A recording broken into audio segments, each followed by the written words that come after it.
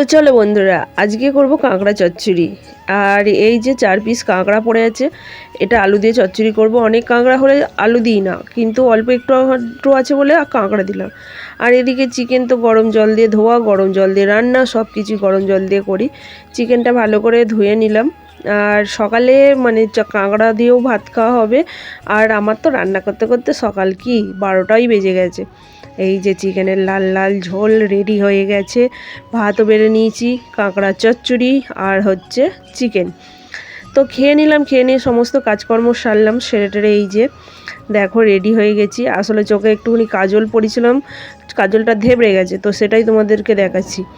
আর এখানে মেয়ে ব্রেসলেট পরেছে, রূপোর ব্রেসলেটটাও কিনে নিয়ে আসা হয়েছিল, তো এই ফার্স্ট টাইম পরলো। তো মা মেয়েদের দুজনাই তো বেরোলাম।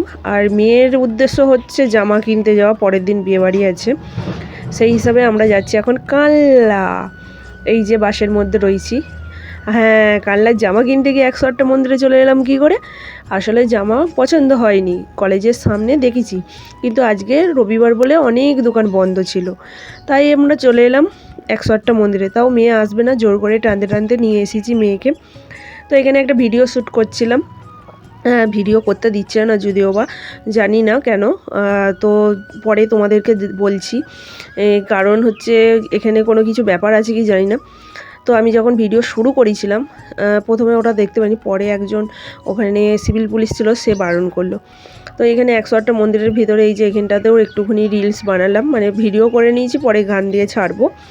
তারপরে এই যে ফাঁকাটাই বেরোলাম। খুবই সুন্দর। কারা কারা কাল্লা 108টা মন্দিরে এসেছো অবশ্যই কিন্তু কমেন্টস করে জানিও। আমার তো ভীষণ ভালো লাগে। এখানে একটা ফটো তুলতে এলাম, যা বাবা পড়ে যাচ্ছিলাম। তারপর দেখো পেছনে একজন ব্লগ করছে। আসলে পারমিশন নিতে হয় কি টাকা পয়সা দিতে হয়, কোনো একটা কিছু ব্যাপার আছে। যেহেতু আমাদেরকে বারণ করেছিল ভিডিও করতে, তাহলে সে ব্লগ করছে, মানে কিছু একটা ব্যাপার তো আছেই বলো। আর তারপরে তো 108টা মন্দিরের বাইরের সামনে জানো তো অনেক কিছু বসে, ফুচকা থেকে শুরু করে অনেক কিছু, চা থেকে। চাটা খাইনি, পাপড়ি চাট খেলাম। পাপড়ি চাটগুলো এত বড় বড় ছিল, এই দেখো খেতে গিয়ে আমি দেখো কত বড় হাঁ করে খাচ্ছি, দারুণ লাগলো, খেলাম। তারপরে মনে হলো একটু ফুচকা খাই, মেয়ে তো চাটনি ফুচকা খেলো, আমি একটু জল ফুচকা খেলাম। আর যাই জল ফুচকা খেলাম, সঙ্গে সঙ্গে অ্যাসিড হয়ে গেল বন্ধুরা, জানি না, পাপড়ি চাট খাওয়ার পরই জল ফুচকা খেয়েছি।